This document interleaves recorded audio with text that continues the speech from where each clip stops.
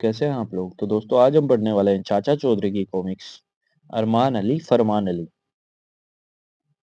अरमान अली फरमान अली।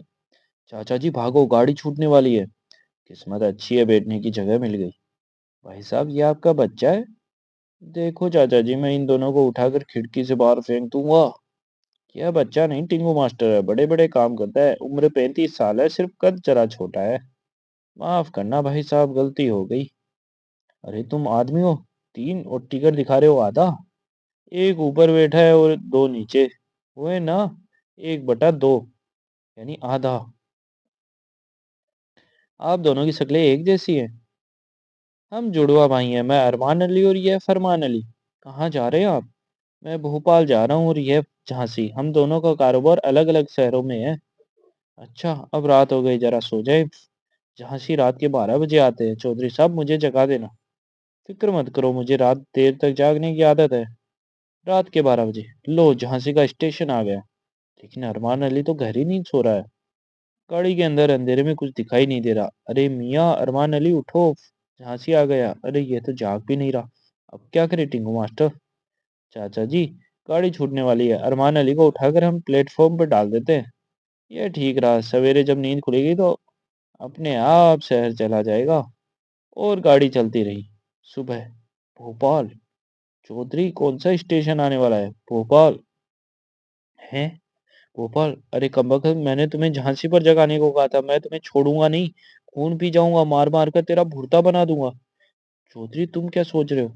मैं सोच रहा हूँ जिसे मैं झांसी पर टकाया हूँ वह मुझे कितनी गालियां दे रहा होगा। राजू झांकू। जम्बू का प्रवेश का राजा झांकू।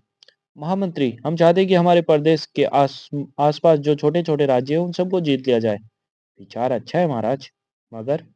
अगर मगर क्या? हमें दूसरे राज्यों को जीतने के लिए एक बहुत ही कुशल रक्षा मंत्री की जरूरत है जो इस योजना को कामयाबी के साथ पूरा करे। तुम्हारी निगाह में कोई ऐसा आदमी है? भारत का चाचा चौधरी। चाचा चौधरी क्यों? क्योंकि सुना है उसका दिमाग कंप्यूटर से भी तेज चलता है। महामंत्री, हमने चाचा चौधरी को अपना रक्षा मंत्री नियुक्त किया। जाओ उसे कहो कि वह अपना कार्यभार संभाले। नहीं महाराज, वह ऐसे नहीं आएगा। वह अपने देश को बहुत प्यार करता है। उसे तो जबरदस्ती उठा कर लाना पड़ेगा। ठीक है, हम चाचा चौधरी को बोरी में बंद करके लाएंगे, बस उसका हुलिया बता दो। और महाराज झांकू चाचा चौधरी को लेने के लिए रवाना हो गए। भारत में। सिपाहियों, यह बोरी लेकर एक पेड़ पर चढ़ जाओ। जब चाचा चौधरी आए तो उस पर बोरी फेंक कर उसे इसमें बंद कर दिया जाए। मैं उसे लाता हूँ। हाँ, रास्ते में ही मुलाकात हो गई। चाचा चौधरी है ना आप? कहिए, मैं आपको क्या, आपकी क्या सेवा कर सकता हूँ? मैं राजा झांकू हूँ। मुझ में एक बहुत बुरी आदत है। मैं जिन चीजों को पाने की ठान लेता हूँ उसे पाकर ही छोड़ता हूँ। यही मौका है। आज चौधरी, मैं तुम्हें बोरी में बंद करने की ठान रखी है। अरे रॉकेट! चुप! पकड़ लिया चाचा चौधरी को। अरे कम्बक तो खोलो। चौखटपंथ की बीमारी। मैं तो दवाइयां लेकर थूक गया, पर आपके पति चौखटपंथ की बीमारी अभी तक मेरी समझ में नहीं आई। इसका मतलब मैं मरने वाला हूँ। डॉक्टर साहब, आप कुछ तो करिए। मैं कुछ नहीं कर सकता। आप अमेरिका के डॉक्टर इंजेक्शन को बुलवा लीजिए, शायद वह उन्हें बचा ले। अरे मेरी बीमारी मामूली नहीं है, इसीलिए चाचा चौधरी को बुलवाओ। चाचा चौधरी डॉक्टर थोड़ी है जो तुम्हें ठीक कर देगा। बीबी जी, अमेरिका के डॉक्टर इंजेक्शन आ गए। डॉक्टर साहब, मरीज इधर है। हम तुमको यह इंजेक्शन देता है, तुम अभी ठीक हो जाएगा। कोई अमर नहीं डॉक्टर साहब, चाचा चौधरी सबको बचाता है, शायद मुझे भी मरने से बचा ले। ये तो यूं ही बुखार में बड़बड़ा रहा है। आप मेरा कहा मानिए और ईरान के हकीम लुकमान को बुला लीजिए। वह तो मरे को भी जिंदा कर दे। उनको ही बुला लो। लीजिए, नीम हकीम लुकमान को ले आए। लो, मेरा ये फौलादी कुत्ता खा लो और शेर की तरह दहाड़ने लग जाओ। आपका कुश्ता भी बेकार गया। मेरी बीमारी कोई छोटी मोटी नहीं, इसे सिर्फ चाचा चौधरी जैसा होशियार आदमी ही समझ सकता है। आप मैसूर के राजवेद चूना स्वामी को क्यों नहीं बुलाती? उनकी दवाई आज तक बेअसर नहीं हुई। लीजिए, मैं राजवेद जी चूना स्वामी को ले आया। लो, मेरी यह चूक संजीवनी बूटी चाट जाओ, फिर देखो। इसका भी कोई असर नहीं हुआ। अब कोई उम्मीद नहीं, जहां उन्हें मरना ही है तो क्यों न चाचा चौधरी को भी बुला के देख ले। लीजिए, चाचा चौधरी आ गए। डॉक्टर साहब, हकीम जी और राजवीर जी, आप पहले ये बताइए कि आपने मरीज को कौन-कौन सी दवाई दी? हमने स्ट्रेप्टोमाइसिन, सल्फाइजिन, Crocin, vitamin A, B, C, D, E, Z तक मिक्स करके इंजेक्शन दिया। मैंने सोना भस्म, चांदी भस्म, लोहा भस्म, जमाल घोटा और जाफरान का कुश्ता दिया। हमने आयुर्वेद की सारी जड़ी बूटियों को मिलाकर इसे चटा दिया। बाप रे! इतनी दवाइयों से तो अगर आदमी बीमार न पड़े तो पड़ जाए। लो भाई चौखट चंद, मेरी यह गोली पानी के साथ निकल जाए और फिर 4 मील तक दौड़ कर आओ। यही मेरा इलाज है। लो, गोली तो निकल ली, अब दौड़ गई। अरे! वह तो सचमुच घोड़े की तरह दौड़ने लगा। चाचा, आपने ऐसी कौन सी दवा उससे जादू का असर दिया? मैंने उसे कोई दवा नहीं, सिर्फ एक गुड़ की गोली दी थी। वास्तव में वह बीमार था ही नहीं, केवल उसके दिमाग में भ्रम था। उसे विश्वास था कि सिर्फ मैं ही उसे ठीक कर सकता हूँ, इसलिए आपकी दवाइयों ने उस पर असर नहीं किया। कभी-कभी दवाइयों से ज़्यादा असर मनोविज्ञान करता है। चाचा चौधरी का पाउडर। चाचा जी, इस डिब्बे में क्या है? साबू, मैंने कुछ खास जड़ी बूटियों को कूट-कूट कर एक पाउडर बनाया है। क्या यह कोई खास किस्म का पाउडर है? हाँ, जरा लगा के देखो। ओह! यह पाउडर लगाते ही हाथ पर खुजली होने लग गई। मुझे पता है, इस खुजली को मिटाने वाला तेल भी सिर्फ मेरे पास है। लो, हाथ पर थोड़ा लगाओ। हाँ, अब कुछ चैन मिला। किसी बच्चे के हाथ ये पाउडर न लग जाए, इसलिए इसे अलमारी में रख देता हूँ। अरे पता है, बगीदास की शादी में जाना है। अरे भगवान, चलते हैं, तुम नाराज क्यों होते हो? चलो। मैंने अभी भी चाचा चौधरी और उसकी पत्नी को घर से जाते हुए देखा, लेकिन वे घर को खुला छोड़ गए। चाचा चौधरी के बारे में मशहूर है कि वह अपने घर को कभी ताला नहीं लगाता। यह तो बड़ी अच्छी बात है। आओ, आज उसके घर की थोड़ी सफाई कर दे। वाह! अलमारी नकदी और जेवरों से भरी पड़ी है। एक पाउडर की डिब्बी भी है, इसे भी उठा लो। बैग भरा है, इनके वापस लौटने से पहले खिसक लो। सबसे पहले ये खुशबूदार पाउडर लगाकर जरा चेहरे की रौनक बढ़ाएं। उधर वापस लौटने पे, ओह, अलमारी खुली पड़ी है। सारे पैसे और जेवर चोरी हो गए। अरे, घर में चोरी हो गई और तुम्हारे कानों पर चींटी तक नहीं रेंग रही। भगवान, सारा माल अपने आप वापस आ जाएगा। अरे, कभी चोरी का गया हुआ माल वापस आता है? आपकी सारी नकदी और जेवर इस बैग में, हम ही इसे लौटाने हैं। चेहरे खुजाते खुजाते लहूलुहान हो गए, कोई उपाय बताइए। लो, ये खुजली मिटाने का तेल लगाओ। भगवान, मैंने कहा था ना कि माल वापस आएगा। हिमालय पर्वत पर। चाचा जी, हम कहाँ जा रहे हैं? हिमालय पर्वत पर। अरे, वह तो मुझे भी दिखाई दे रहा है, मेरा मतलब कि हम हिमालय पर्वत पर क्यों आए हैं? यहाँ कुछ घंटे हम समाधि लगाएंगे और ईश्वर का ध्यान करेंगे। आदमी को अपनी जिंदगी में कुछ समय प्रभु की भक्ति के लिए निकालना चाहिए। समाधि के लिए यह जगह उपयुक्त रहेगी। शहर की चिल्लपों से दूर, यहाँ हमारे ध्यान में कोई विघ्न नहीं डालेगा।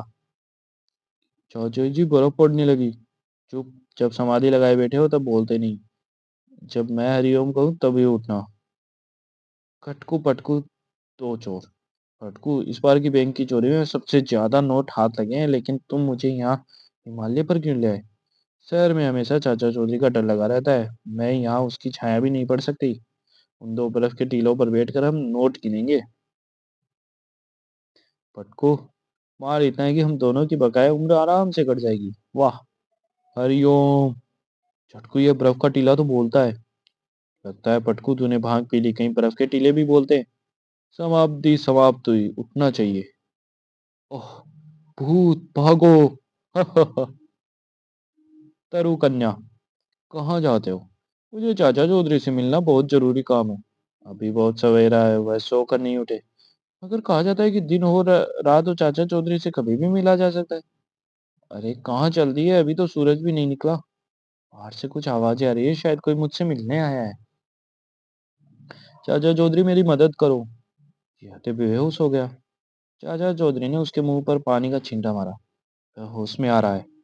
ओह, घबराओ नहीं, बताओ क्या हुआ।